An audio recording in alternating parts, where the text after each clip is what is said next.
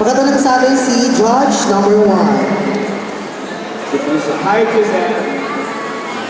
English. Oh, English. English? You want English? Teko. Ano daw? Say.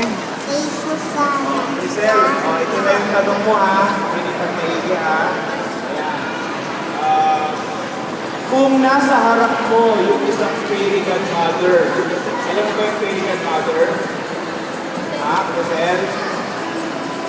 Giselle, alam mo ba yung fairy godmother? Parang si King Fairy.